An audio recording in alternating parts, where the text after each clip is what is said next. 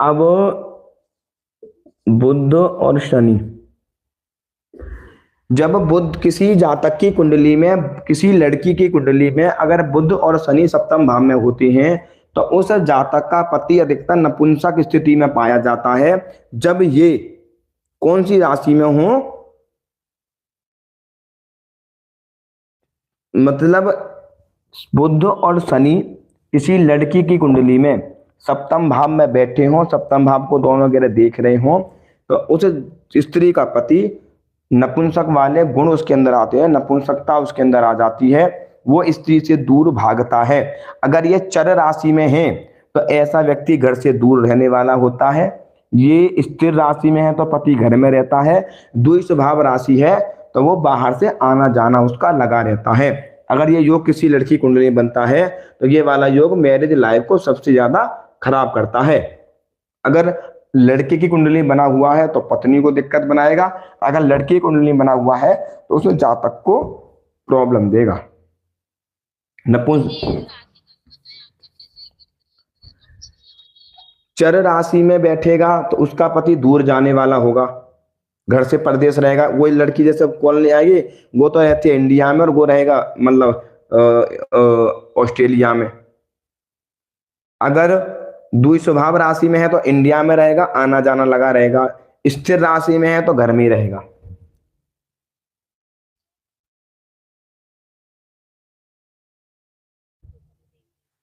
बिल्कुल बैठ नपुंसकता का योग बनता है, बुध शनि बैठो नपुंसकता बनाता, पक्का योग बनाता है नपुंसकता वाला। किताब में प्रमाण है, बुध शनि ना जाए नपुंसकता ग्रह बनाते हैं, कहीं भी सप्तम भाव में बैठे हैं तो संतान पैदा नहीं होती, आईवीएफ के बच्चे करवाने पड़ते हैं।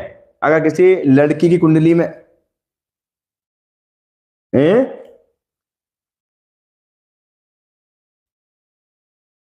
हाँ, फिर आई भी कह तो रहा हूं, अगर मैं बता तो रहा हूं, अगर ये लड़की की कुंडली और बुध शनि सप्तम भाव में बैठे हो तो उसके पति को नपुंसकता वाला योग बना देते हैं, उसके द्वारा संतान पैदा नहीं होती, आईवीएफ वगैरह करवाना पड़ता है, तब जाके संतान की प्राप्ति होती है। ये मैंने कई कुंडलियों में फरादेश करके देख रखा है। आईवीएफ वाला संबंध बनता है अगर लड़की की कुंडली में भी अगर बुध और शनि पंचम भाव में बैठे हैं, पंचम या इस घर को देख रहे हो, सप्तम को देख रहे हो, तब भी आईवीएफ द्वारा ही बच्चे होते हैं। नॉर्मल बच्चे जल्दी से होते नहीं है उनके, वो नपुंसकता वाला योग बनाता है। जो मर्जी घोड़े खोल लेना, संतान होती बड़ा मुश्किल से संतान उनकी होती है। तब भी बिल्कुल ऐसा योग बना देगा, बिल्कुल दिक्कत करवाएगा, संतान होने में देरी करवाएगा।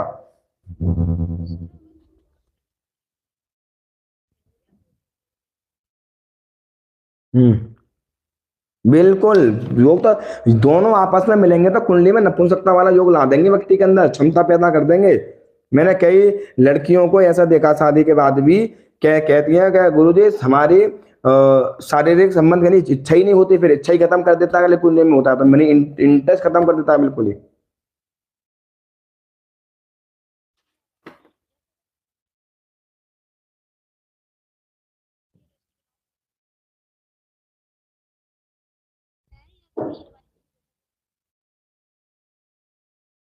हैं?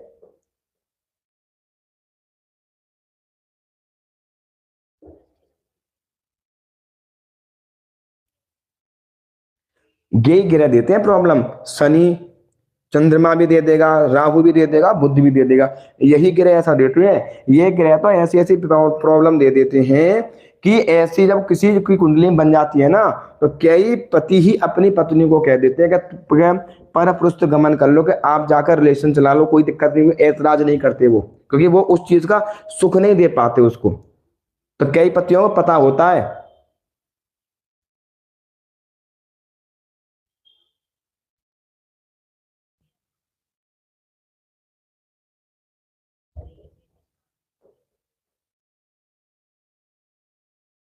कैसे कैसे समझ, दोबारा बोल।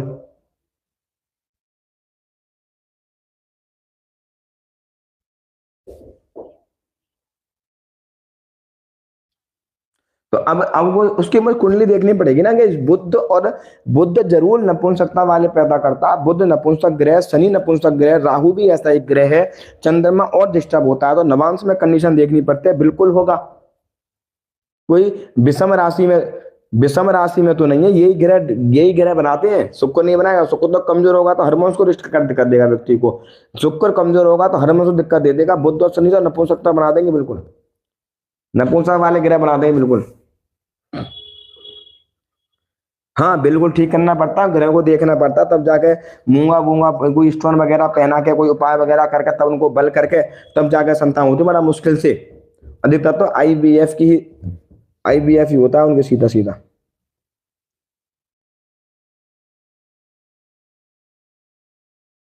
अरे चल नहीं रही है जिनकी कुंडली में दोष है तब होती है भाई। हाँ ये चलने नहीं, जो पता, ये सब पता चल जाता है। बुध शनि जब किसी लड़की कुंडली में एक साथ बैठे होते हैं ना, या पंचम भाव में कोई शुक्र देख रहा हो तो शादी से पहले ही खराब कर देती है बच्चे को। कितने मैंने तुम्हारे सामने कई कुंडली कितनी कुंडली तुम्हें दिखा चुका मैं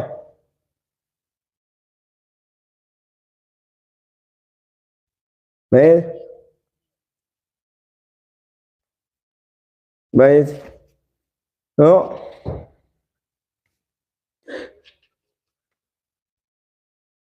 ये ये नपुंसकता का योग बनता है, जो कि दोनों ग्रह नपुंसक ग्रह हैं।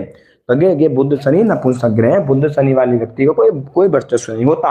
ये व्यक्ति के जो कहते हैं ना कि पितृदोष, जो घर में जो लोग ज्यादा लोगों की चापलूसी करते हैं, ज्यादा लोगों के सामने पैसा मांगते हैं, उधार मांगते हैं, तो वो अधिकतर क्या होता है ना कि वो लोग बुद्ध वाले ज्यादा होते हैं, उन्हीं के दोष ज्यादा लगता है। उनका कोई वर्चस्व नहीं होता, कोई दूसरों के सामने करना, चापलूसी करना, वो शनि और बुद्ध इन बच्चों का, इन जैन ग्रहों का काम होता है।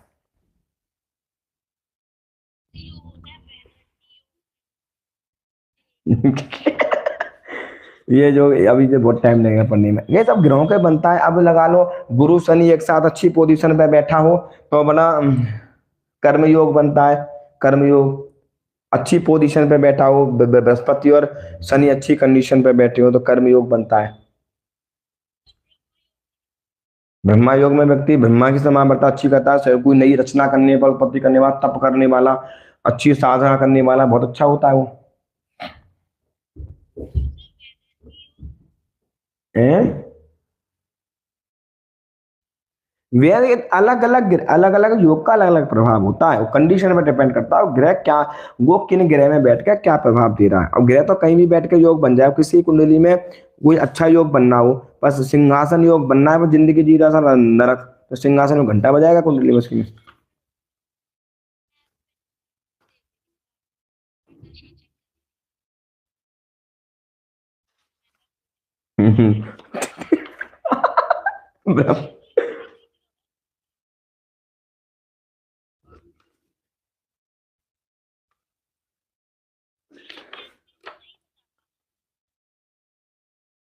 कहता ना हूँ ब्रह्मा। अब तेरी कुंडली में अब तेरी कुंडली में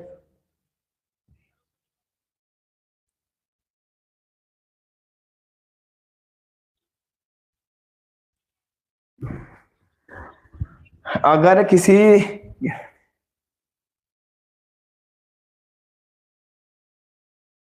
अगर किसी स्त्री की कुंडली में अष्टम भाव में मंगल बैठा हो ना, और ग्रह कमजोर हो, तो अपने पति को छोड़कर किसी और के साथ प्रेम करती है वो।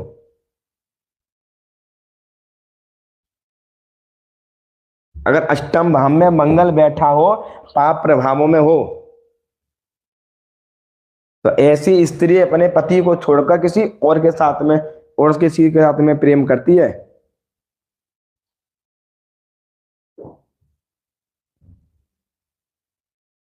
अष्टम भाव में मंगल स्त्री को सबसे ज्यादा खतरनाक देता है। अष्टम भाव में मंगल व्यभिचारी बना देता है, वैश्या प्रवृत्ति में लेके चला जाता है। अष्टम भाव में खराब में शनि राशि में हो, शनि रा, शनि राशि में हो, शनि की राशि में बैठा हो, तो ये चीज तो देखी जाती है। आज ही मैं एक लड़की की कुंडली देख रहा था, अभी अभी थी एक लड़की, मैंने बोला मेरे तेरे पति का तो चक्कर चल रहा होगा कहीं। मैं क्या गुरु जी, हाँ मैंने, मेरे उससे बड़ी होगी, बच्चे बच्चे हैं उसके। कह रहा गुरु जी दो दो बच्चे हैं उसको, मैं ब्लैकमेल करेगी उसको। कह रही ब्लैकमेल कर रही है, मुझे लेके नहीं जा रहा।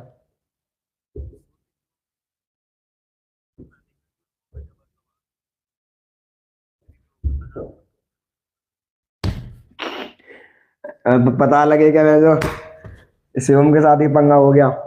हाँ हाँ, ये होता है, बता तो रही थी उसने, ये प्रियंका ने दिखा रही थी कुंडली उसकी, मैंने तो ब्याह कर लिया उसके साथ, और शादी के बाद चक्कर चल रहा था उसका, चली गई वो, बुद्ध यहाँ बैठा हुआ था, बुद्ध सप्तम भाव में चक्कर, बुद्ध।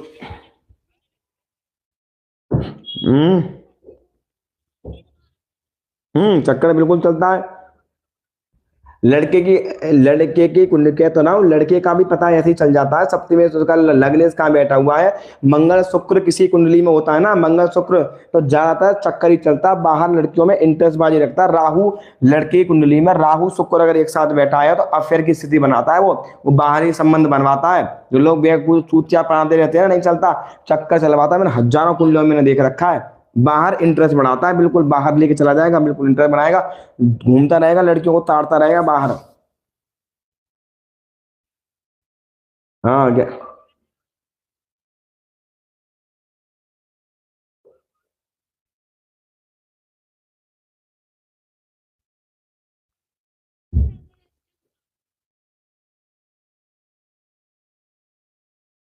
है।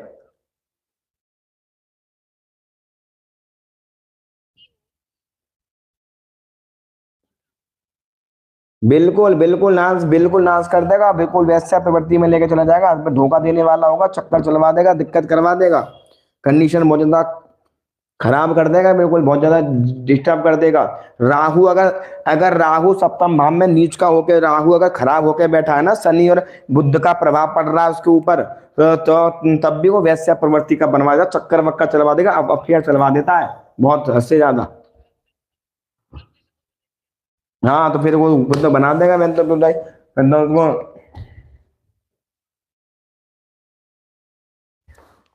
अष्टम भाव में, अष्टम भाव में, अष्टम भाव में इसके बराबर का भाव है ना, चक्कर वक्कर चलवा दे। हम्म।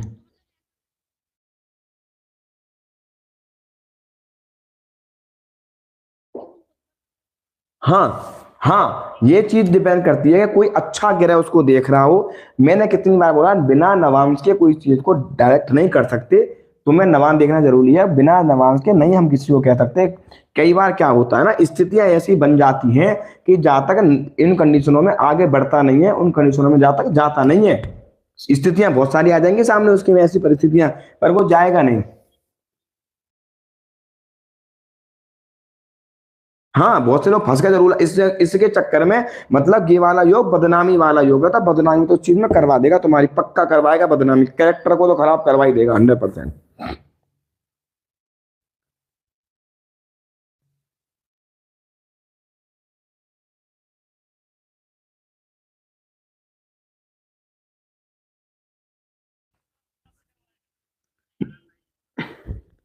नहीं वो तो देखो, वो तो अपने आप को आप देखो, अगर आप भगवान से कनेक्ट हो, आपको इस चीज का भय है, डर है, और भी ग्रह देखे जाते हैं कई, देखो ये योग ना कई कारण व्यक्ति को मजबूरी में भी इस चीज में फंसा देता है, और कई शौक के कारण इस चीज में चले जाते हैं, कई चीज में ऐसे योग अपनी इच्छा द्वारा भी चले जाते हैं, अपनी इच्छा द्वारा भी चले जाते हैं, क्योंकि तो अवैध प्रकार के जो अवैध जो संबंध बनते हैं कुंडली में, तो उन चीजों का विचार, जैसे अवैध ग्रह कौन है, राहु है, शनि है, बुध है, ये ग्रह ज्यादातर ऐसे करवाते हैं। मंगल है, मंगल क्या करे में ऊर्जा का कारक होता है हमारी बॉडी के अंदर, तब वो जल्दबाजी में ऐसे काम करवा देगा, किसी के रिलेशन प्यार व्यार के चक्कर में इष्टम भाव में बैठा डाल देगा, तो चक्कर वक्कर वाला रिलेशन थोड़ा चल जाएगा, तो वो चीजें देखी जाती हैं अधिकतर,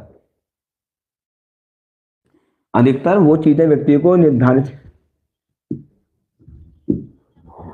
गुरु और शनि की जब युति एक साथ होती है तो एक कर्म योग, शुक्र का भी अच्छा योग बनता है, बहुत बढ़िया योग बनता है, एक धर्मात्मा अच्छा खासा योग बनता है, दोनों अच्छी कंडीशन में बैठा हो तो बड़ा व्यक्ति विद्वान होता है, अच्छा होता है, अच्छी नॉलेज करने वाला होता है। गुरु और शनि जब एक साथ अच्छी पोजीशन में होता है तो कर्म योग बनता है, ऐसा व्यक्ति अपने कर्म और धर्म के द्वारा हर चीज को निर्धारित करता है, जैसे चाणक्य ने किया था, क्योंकि धर्म और कर्म पे बड़ा तय करने वाला होता है कि हाँ, गुरु और शनि, गुरु, गुरु और शनि, गुरु और शनि, जब गुरु और शनि कुंडली में अच्छी पोजीशन में होता है तो कर्म योग का निर्धारण करता है। जब गुरु शनि आपस में दृष्टि डाल रहे हैं तो कर्म योग बनता है, एक गुरु धर्म है और एक हमारा कर्म है, जब एक धर्म है एक कर्म है, तो इन चीजों को अगर अच्छी पोजीशन में, तो व्यक्ति बड़ा हर चीज का नियम संयम रहने वाला, हर चीज को समझने वाला, धर्म को समझने वाला, कर्म को समझने वाला, अच्छा विचार करने वाला, अच्छे पद को प्राप्त करने वाला, न्याय प्रिय होता है, धर्म के द्वारा कर्म के द्वारा नई चीज की रचना करने वाला, धर्म की रक्षा करने वाला, अपने दूसरों को कर्म के बारे में बताने वाला, ऐसा व्यक्ति होता है गुरु और शनि जब कुंडली में अच्छी पोजीशन में बैठा हो तो, अच्छी कंडीशन में।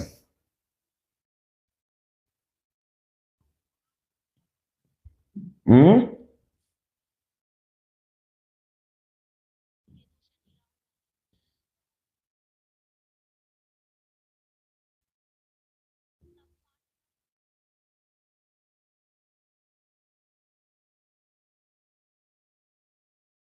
नहीं ऐसी भी कोई दिक्कत है, अब दिक्कत क्या है ना वो, अब वो दिक्कत आप देखो ना, आपके ग्रह कितने बलवान है।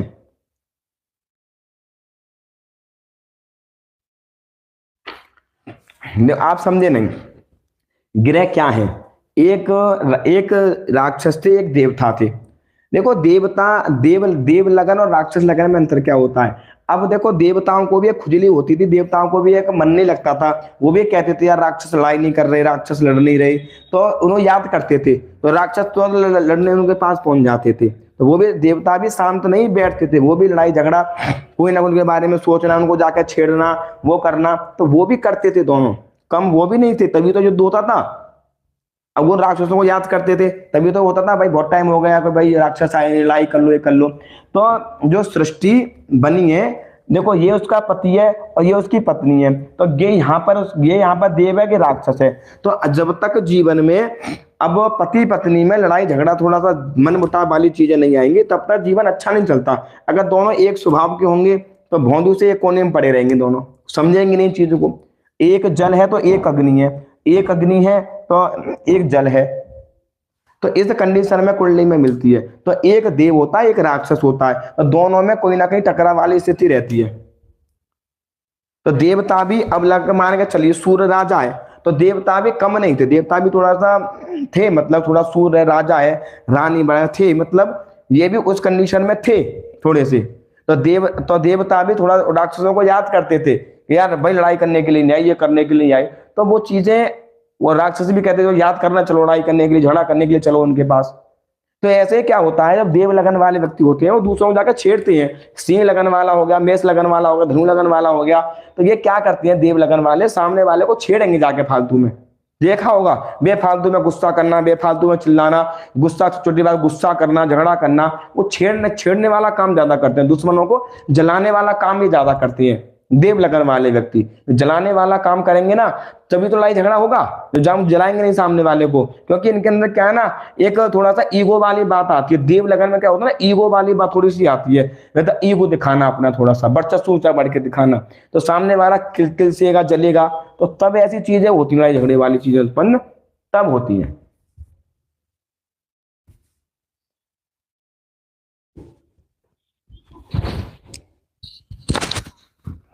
गुरु और शुक्र जब कुंडली में एक साथ बैठता है तो बहुत चीजों को बचाव कर लेता है, दोनों परस्पर बढ़िया होते हैं, दूसरे के सपोर्टेड में होते हैं। अगर अच्छी कंडीशन में बैठा है तो ये भी एक बहुत अच्छा योग, ऐसा व्यक्ति बड़ा एक अच्छा होता है, धर्म को मानने वाला, हर चीज को मानने वाला, नॉलेज रखने वाला, ऊंच नीच की परख रखने वाला होता है ऐसा व्यक्ति। हाँ शुगर की समस्या घर में थोड़ी चली आएगी, शुगर वुगर की थोड़ा सा हेल्थ रिलेटेड प्रॉब्लम बना के रखेगा।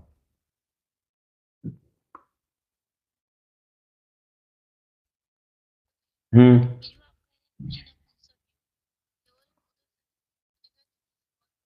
यार पाक तुम जब है ही दोनों ग्रह और ग्रह बन के जाएगा किसी ग्रह से,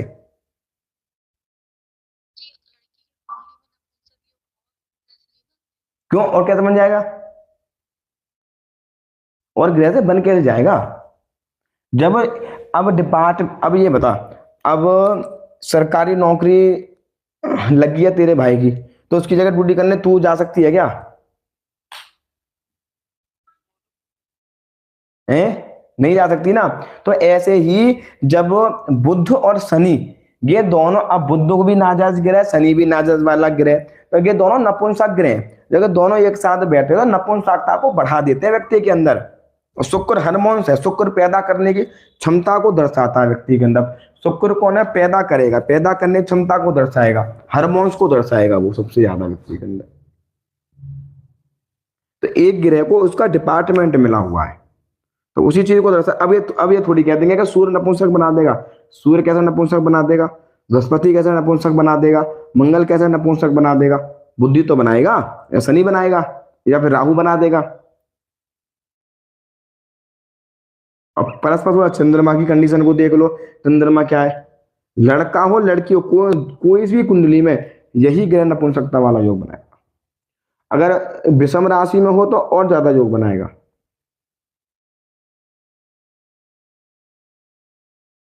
तो और कोई ग्रह नहीं बनाएगा योग, और कोई ग्रह में जाना ही नहीं है वहां पे। तो यही ग्रह सबसे ज्यादा इन चीजों को दर्शाते हैं, यही ग्रह। और कोई ग्रह बिल्कुल नहीं नहीं बनाएगा यहाँ पर। इन्हीं को मिला हुआ, तो ये चीज थोड़ा समझना कि यही ग्रह बनाएंगे। अगर ये ग्रह खराब स्थिति में पापरा में एक साथ ही बैठो तब भी ऐसा योग बना देंगे नपुंसकता वाला योग। चश्मा लग जाएगा, लोग दाढ़ी नहीं आती, साले सूखे से होती है, मच्छर से होती हैं। बुध शनि वाले क्या होते हैं, जब बुध शनि वाले होते हैं तो दो नपुंसक योग होते हैं। नपुंसकता वाला योग उनके अंदर आता है, दाढ़ी नहीं होगी, चश्मा लग जाएगा, पिचकाता चेहरा होगा, फुंसी चेहरे आ जाएंगे, शरीर में जान नहीं होगी, और थोड़ा मतलब किन्नरों जैसे चलना, किन्नरों जैसी बातचीत करना, तो वो चीजें उनके अंदर थोड़ी चीजें आ जाती हैं। बुध किन्नर ग्रह है, सबसे ज्यादा किन्नर ग्रह बुध। बुध को कुंडली में हिजड़ा ग्रह कहते हैं।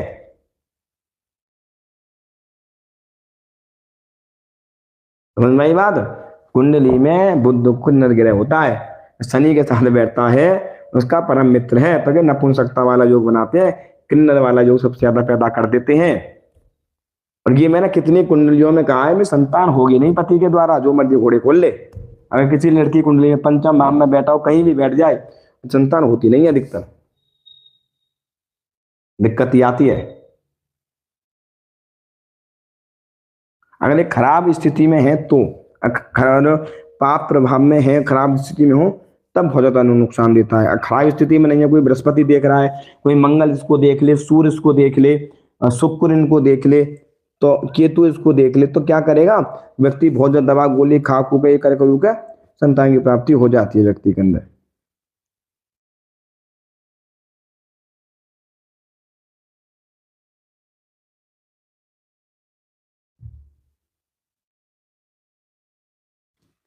मन में ही बात है। तो इस चीज में देखा जाता है। तो सबसे पहले तो देखो, ना तो देवता कम थे, ना राक्षस कम थे। तो देव लगन वाले के अंदर ये खुजली होती है कि वो सामने वाले से लड़ाई करना, झगड़ा करना, ईगो में रहना, घमंड में रहना, चीजों को दिखाना, दिखावटी करना, जाके छेड़ना। किसको छेड़ेंगे? देव लगन वाले, कन्या राशि बुध वालों को, शनि वालों को, शुक्र वालों को, इनको छेड़ेंगे जाके। वो इनको जाकर छेड़ते, तभी तो लड़ाई झगड़ा वाला कल दोनों परस्पर शत्रु हो जाते हैं दोनों, जब झगड़े वाली स्थिति बनती है। हम देवता याद करेंगे राक्षस, तो वो भी लड़ने के लिए पहुंच जाते हैं वहां पर, हमें चलो बताओ, करते हैं युद्ध की तैयारी।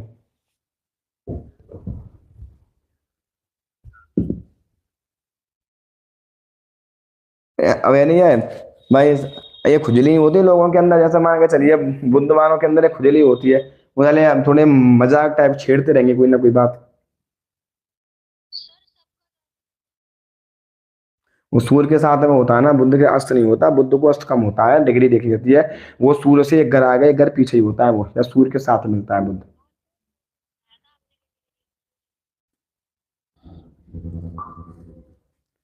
तो वो सबसे ज्यादा बुद्ध के अंदर क्या था, क्या होती है, शुक्र के अंदर हंसी मजाक वाला विचार होता है।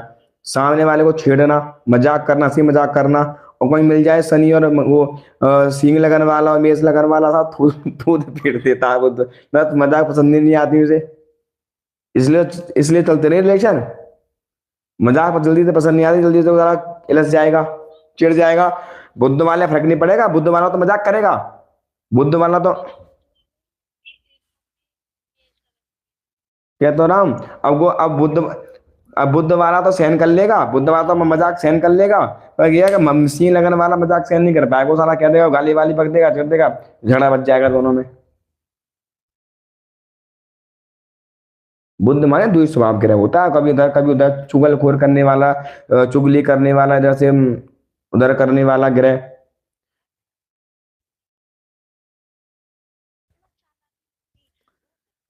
सबसे ज्यादा चतुर, सबसे ज्यादा चतुर ग्रह बुद्ध होता है, बुद्धि का दाता होता है वो। हाँ, वो मजाक क्या है ना, उसका एक हंसी मजाक करने का नेचर है, उसका हंसी मजाक करना, सबसे बर्बाद करना, मुंह खुश रहना। उसे बुद्ध वाले को कोई ना कोई चाहिए अपने साथ, बुद्ध वालों को कोई ना कोई पार्टनर चाहिए, बात करने के लिए, मजाक करने के लिए, रहने के लिए कोई ना कोई चाहिए उसको, उसके अंदर खुजली रहती है।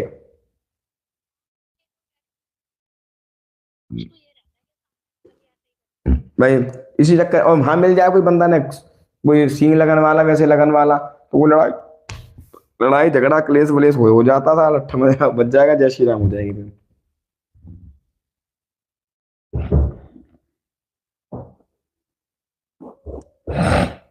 तो ये, तो इस तरीके से ये ग्रहों का होता है, एक नेचर होता है परस्पर, ये चीजें समझ लो आप कि कौन किसका मित्र है, कौन किसका शत्रु है।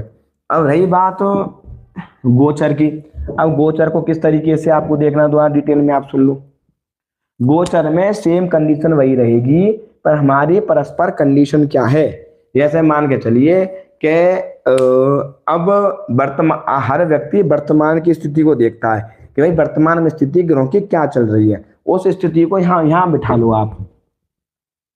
जैसे मान, अगर आप कोई लगन से गोचर देख रहे हो, तो लगन को स्थापित करके सारे ग्रहों को बिठा लो उसमें, तो आप देख सकते हो सो कि हाँ, कि व्यक्ति को वर्तमान में क्या कंडीशन चल रही है, वर्तमान में उसके साथ क्या कंडीशन बीत रही है। आप मुझे कोई लगन बताओ अपनी, मैं बताऊं उसके साथ क्या चल रहा है, बताओ कोई।